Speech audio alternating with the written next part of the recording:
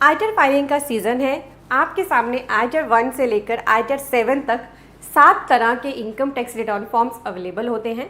बहुत सारे पर्सन्स इन 7 फॉर्म में कंफ्यूज हो जाते हैं कि हमारे लिए कौन सा फॉर्म एप्लीकेबल होगा, क्योंकि गवर्नमेंट ने इन फॉर्म्स को डिज़ाइन किया हुआ है according to the nature of person and according to the nature of income. तो आपकी ये कन्फ्यूजन इस वीडियो में मैं पूरी तरह से दूर कर रही हूँ, क्योंकि इस बार जो अभी फाइनेंशियल ईयर 24-25 जिसके आप आइटर भरेंगे 15 सितंबर 2025 तक जो एक्सटेंडेड डेट है, उनके लिए गवर्नमेंट ने रूल्स चेंज कर दिए हैं। आइटर 1 एंड आइटर 4 फॉर्म में, जैसे कि मैं आपको बात करूँ, एग्जांपल दूँ, इनमें अब आप अपने शेयर मार्केट के कैपिटल गेन भी दिखा सकते हैं। तो इस बार से नए रूल आ गए हैं। आइटर फॉर्म को सिलेक्ट करने के लिए अब आपको और भी ज़्यादा केयरफुल होने की ज़रूरत है। इसीलिए आपने इस वीडियो को एंड तक देखना है, क्योंकि हम डिटेल में डिस्कशन कर रहे हैं। इंपॉर्टेंट वीडियो है, नीचे ही शेयर का टैब है, अभी शेयर भी करें। आप देख रहे हैं सीए गुरुजी, मैं हूँ सीए पूजा। स्क्रीन पर हमारी वेबसाइट CA-Guruji-Classes.com ओपन है। आपको यहाँ पर कोर्सेज के नाम दिख रहे हैं। आप CA-Guruji-Classes.com को विजिट करेंगे, ये वेब पेज आपके सामने अपीयर होगा। आप इसे आराम से केयरफुली गो थ्रू करें और आपको कोर्सेज एंड कॉम्बो कोर्सेज के टैब में कोर्सेज मिलेंगे, जो आप अपने हिसाब से पिक कर सकते हैं, ताकि आपको अपनी जॉब पर हायर पोजीशन मिल सके, आप अपनी खुद की प्रैक्टिस को शुरू या ग्रो कर सकें। और अगर आप अपनी नॉलेज को फ्री अपडेटेड रखना चाहते हैं, टैक्स में इतने सारे अपडेट डेली आते रहते हैं, तो यहाँ पर हमने टैक्स अपडेट्स का टैब बना दिया। इस पर क्लिक करते हैं आपको हमारे आर्टिकल मिलेंगे, जिन्हें आप डेली फ्री में रीड कर सकते हैं। इसलिए आप डेली विजिट कर सकते हैं CA-Guruji-Classes.com। यहाँ हमने आइटर 1 से आइटर 7 को मेंशन करा है। आइटर के फॉर्म बेस्ड है nature of person and nature of income पर। इनको भी लॉ में अलग से बताया गया है। इनकम टैक्स एक्ट के अकॉर्डिंग पर्सन में कौन आ जाते हैं? Individual, HUF, AOP, BOI, firm, LLP, company, trust, AJP, political party. इस तरह से पर्सन को बाइफरकेट करा हुआ है।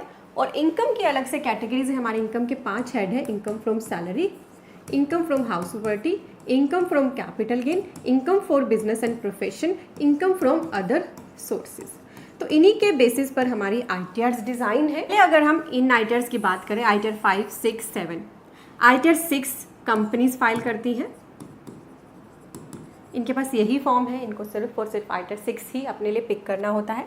आइटर 7 को AJP, trust, political party, educational institutes, ये पिक करते हैं। और आइटर 5 होती है AOP, BOI, फार्म, LLP के लिए।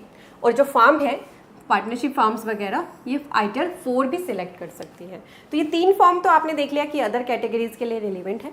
अब अगर हम बात करें इंडिविजुअल और HUF, तो HUF के पास तो जो ऑप्शन बचती है आइटर के लिए, वो है आइटर 2, आइटर 3 एंड आइटर 4। यानी HUF आइटर 1 को फाइल नहीं कर सकते। आइटर 1 सिर्फ और सिर्फ रेजिडेंट इंडिविजुअल्स के लिए अवेलेबल होती है। और आइटर 2 फॉर्म को HUF भी सिलेक्ट कर सकता है। और आइटर 3 में तो जो पर्सन आइटर 1, 2 या 4 फॉर्म सिलेक्ट नहीं कर सकते, तो आइटर 3 फॉर्म सभी के लिए बेसिकली रिलेवेंट हो जाता है। अब ये तो मैंने पर्सन के हिसाब से आपको बताया कि कौन पर्सन कौन सी आइटर को पिक कर सकता है। इसके अलावा हमारी आइटर्स बेस होती है नेचर ऑफ इनकम के हिसाब से, जिन्हें अब हम डिटेल में समझ रहे हैं। पहले डिस्कस करते हैं आइटर 1 फॉर्म। आइटर 1 को सहज भी बोला जाता है, यानी एक सिंपल सा फॉर्म जिसे कोई भी पर्सन अपने आप फाइल कर पाए। ये पर्सन बेसिकली ज़्यादातर सैलरीड पर्सन्स फाइल करते हैं, जिनको सैलरी से इनकम मिलती है, प्लस जिनकी हाउस प्रॉपर्टी की इनकम है, प्लस जिनकी थोड़ी बहुत अदर सोर्स की इनकम है, जैसे इंटरेस्ट उनको मिल जाता है, या कोई और सोर्स छोटा मोटा और कोई अर्निंग करते हैं जो अदर सोर्स की इनकम है। प्लस अब एक और कॉम्बिनेशन इसके अंदर ऐड हो गया, लॉन्ग टर्म कैपिटल गेन। अगर आप शेयर मार्केट में पैसा लगाते हैं, आपने long term capital gain earn किया है 1.25 लाख तक का, तो अब आइटर में उसको दिखाने की ऑप्शन आ गई है long term capital gain. Short term capital gain के लिए आप आइटर 1 सेलेक्ट नहीं कर पाएंगे। लॉन्ग टर्म कैपिटल गेन वो भी सिर्फ इसी सेक्शन का, ठीक है। प्लस अगर आपकी एग्रीकल्चर इनकम है अप टू 5000, तो आप इस आइटर फॉर्म को सिलेक्ट कर सकते हैं। ये तो मैंने इनकम के बारे में बात करी। तो इनकम के जो 5 हेड थे, उनमें से बेसिकली आपकी सैलरी कवर कर दी गई। हाउस प्रॉपर्टी, अगर एक ही हाउस प्रॉपर्टी है तो ही यहाँ पर आएगी, एक से ज़्यादा है तो फिर आपको दूसरा आइटर फॉर्म पिक करना पड़ेगा। अदर सोर्सेज की इनकम और कैपिटल गेन दिखाने की भी अब ऑप्शन इसमें आ गई है। और एग्जाम्प्ट होती है आपकी एग्रीकल्चर इनकम, वो 5000 तक की आप यहाँ पर दिखा सकते हैं। ये कॉम्बिनेशन अगर आपकी इनकम का है तो आप इजीली आइटर 1 फॉर्म सिलेक्ट कर सकते हैं। पर इसकी एक और कंडीशन है कि आप इंडिया के रेजिडेंट होने चाहिए और इंडिविजुअल होने चाहिए। यानी HUF पहले तो फॉर्म है ही नहीं, मैंने आपको पहले ही बता दिया था। रेजिडेंट भी होने चाहिए आप। अगर आप NRI हैं तो फिर आप आइटर 1 फॉर्म को सिलेक्ट नहीं कर पाएंगे। तो इनकम का कॉम्बिनेशन मैंने आपको बता दिया। आप इन सभी सोर्सेज की इनकम भी मिलाकर अगर आपकी अप टू 50 लाख है तभी आप इस आइटर को भर पाएंगे। आप हायर सैलरीड एम्प्लॉय हैं, आपको मान लीजिए 70-80 लाख की सैलरी मिलती है, तो फिर आपके लिए आइटर 1 फॉर्म नहीं है, फिर आपको दूसरा फॉर्म सिलेक्ट करना पड़ेगा, क्योंकि इसमें 50 लाख तक की टोटल इनकम ही रिपोर्ट करी जाती है। इसके अलावा अगर आपकी इनकम 50 लाख से ज़्यादा है, एक से ज़्यादा आपके पास हाउस प्रॉपर्टी है, आपका capital gain, long term capital gain के अलावा शॉर्ट टर्म कैपिटल गेन भी है, क्रिप्टो का है, गेमिंग का है, आप किसी कंपनी में डायरेक्टर हैं, आपका बिजनेस या प्रोफेशन है, आप NRI है, ठीक है, आपका TDS कटा है सेक्शन 194N में, कैश विड्रॉल करने पर आपने अनलिस्टेड इक्विटी शेयर्स में इन्वेस्ट किया है, तो फिर आप आइटर 1 फॉर्म को पिक नहीं कर सकते। या फिर आपका फॉरेन एसेट में आपने इन्वेस्टमेंट कर रखी है या आप फॉरेन एसेट्स को होल्ड करते हैं। फिर हो गया आपको किन केसेस में आप आइटर 1 भर सकते हैं और किन केसेस में आप आइटर 1 को नहीं भर सकते हैं। और जो लॉन्ग टर्म कैपिटल गेन दिखाने की ऑप्शन आई है ना आइटर 1 के अंदर, इसमें अगर आपको अपने किसी लॉस को फॉरवर्ड या कैरिड फॉरवर्ड करना है, वो ऑप्शन भी आपको इस आइटर के साथ नहीं मिलेगी। तो आइटर 1 फॉर्म ना थोड़ा सिंपल फॉर्म है। लॉन्ग टर्म कैपिटल गेन दिखाने की ऑप्शन भी इसमें इसलिए दे दी गई है कि सैलरीड पर्सन कई बार अपना कुछ पैसा शेयर मार्केट में लगा देते हैं और थोड़ी सी ट्रांजैक्शन से ही कई बार उन्हें आइटर 1 की बजाय कोई और फॉर्म पिक करना पड़ जाता है, जो थोड़े लेंदी होते हैं, समझने में मुश्किल होते हैं, जिसकी वजह से उन्हें बाहर से कोई सर्विसेज लेनी पड़ती है, अपने पैसे खर्च करने पड़ते हैं।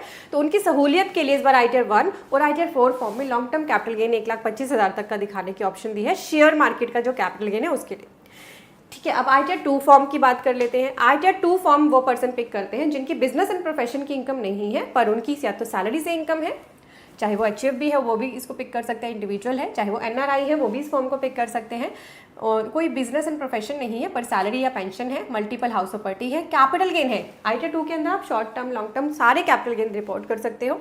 एग्रीकल्चर इनकम अप टू 5,000 है, अदर सोर्सेज की इनकम है, और किसी कंपनी के डायरेक्टर हैं या अनलिस्टेड इक्विटी शेयर में इन्वेस्ट किया है तो भी आप आइटर 2 को सिलेक्ट कर सकते हैं। यानी बहुत सारे पर्सन काफ़ी बार आइटर 1 पे जब उनको ऑप्शन नहीं मिलती तो आइटर 2 उनके लिए रिलीवेंट हो जाती है। तो ये केसेस है जब आप आइटर 2 फॉर्म को पिक कर सकते हैं। आइटर 2 को आप कब पिक नहीं कर सकते, जब आप बिजनेस एंड प्रोफेशन करते हैं। देन आइटर 3 की बात करूँ तो इसको तो कोई भी पर्सन फाइल कर लेता है, जिसको भी लग रहा है कि मेरे लिए आइटर 1 सुटेबल नहीं है, आइटर 2 सुटेबल नहीं है, आइटर 4 सुटेबल नहीं है, वो आइटर 3 को पिक करते हैं। ऐसे बिजनेस या प्रोफेशन के केस में ज़्यादातर आइटर 3 भरी जाती है जिनको बुक्स ऑफ अकाउंट्स बनाने की रिक्वायरमेंट होती है, जो प्रिजम्पटिव इनकम के बिजनेस के कैटेगरी में नहीं आते हैं। इसमें सारी तरह की इनकम रिपोर्ट करने की ऑप्शन होती है। आइटर 4 को वो पर्सन पिक करते हैं जो प्रिजम्पटिव इनकम का बेनिफिट लेना चाहते हैं, जो प्रिजम्पटिव स्कीम के हमारे सेक्शन है 44AD 44ADA, उनका बेनिफिट लेकर अगर आप अपनी इनकम को रिपोर्ट करना चाहते हैं, जहां पर बुक्स ऑफ अकाउंट बनाने की रिक्वायरमेंट नहीं आती, तो ज़्यादातर पर्सन आइटर 4 को पिक करते हैं। इसके अंदर भी अब long term capital gain up to 1.25 lakh दिखाने की ऑप्शन आ गई है। पहले इस आइटर के अंदर भी कैपिटल गेन नहीं दिखा सकते थे आप। तो बहुत सारे पर्सन ना लॉन्ग टर्म कैपिटल गेन की बात आती है, मुझसे पूछते हैं कि शॉर्ट टर्म कैपिटल गेन कहाँ दिखाएं। शॉर्ट टर्म के लिए फिर आपको और फॉर्म सिलेक्ट करना पड़ेगा, आइटर 2 या 3। आइटर 1 और 4 में शॉर्ट टर्म कैपिटल गेन दिखाने की ऑप्शन नहीं है। आइटर 4 के अंदर आप क्या क्या दिखा सकते हैं, प्रिजम्पटिव बिजनेस की इनकम 44AD या 44A की, प्रोफेशन की इनकम 44AD है, सैलरी पेंशन, एक house property, other sources, long term capital gain और एग्रीकल्चर इनकम अप टू 5,000, और आपकी टोटल इनकम 50 लाख तक को होनी चाहिए इसके लिए भी। और ये रेजिडेंट इंडिविजुअल HUF और फार्म के लिए एप्लीकेबल है, NRI फॉर्म को पिक नहीं कर सकते हैं। तो क्लियर हो गया आपको कौन सा फॉर्म आपके लिए रिलीवेंट है। अगर आप गलत आइटर फॉर्म सिलेक्ट करते हैं तो आपके पास नोटिस आता है, आपकी रिटर्न डिफेक्टिव मानी जाती है। जैसे हम एग्जांपल लेते हैं, एक पर्सन था राम के लिए आइटर 2 फॉर्म रिलीवेंट था, पर उसने क्या किया, आइटर 1 फॉर्म को सिलेक्ट करके अपनी सारी इनकम अदर सोर्स के हेड में दिखा दी, और फिर बाद में उसकी जो ये आइटर 1 थी वो डिफेक्टिव हो गई क्योंकि उसने अपनी इनकम को गलत तरीके से रिपोर्ट किया था। ये पता कैसे चलता है आईटी डिपार्टमेंट को, आजकल आपके AIS और 26AS में सारी डिटेल्स आती हैं, तो उसके बेस पे उनको भी पता चल जाता है कि पर्सन को कौन सा आइटर फॉर्म पिक करना था। आजकल तो ITRs के पोर्टल पे चेक भी लगे हुए, जैसे आप रिटर्न फाइलिंग के लिए आते हैं, इनकम टैक्स रिटर्न E-फाइल के अंदर, इनकम टैक्स रिटर्न में फाइल इनकम टैक्स रिटर्न, तो यहाँ पर आपको असेसमेंट ईयर सिलेक्ट करना होता है, मोड सिलेक्ट करना होता है, कैसे आपको आइटर भरनी है, कंटिन्यू पे आप क्लिक करते हैं, स्टार्ट न्यू फाइलिंग पर आपको क्लिक करना होता है। फिर आपसे पूछा जाता है आप इंडिविजुअल हैं, HUF हैं, कंपनी है, फार्म है, या जो भी है अदर कैटेगरी में से सिलेक्ट कर सकते हैं आप। कंटिन्यू आप करते हैं तो यहाँ पे आपको सिलेक्ट करने की ऑप्शन आती है आइटर फॉर्म को। अभी आपको आइटर 1 और 4 दिख रहे हैं, वैसे सारे फॉर्म आने पर सभी आइटर फॉर्म यहाँ पे दिखते हैं।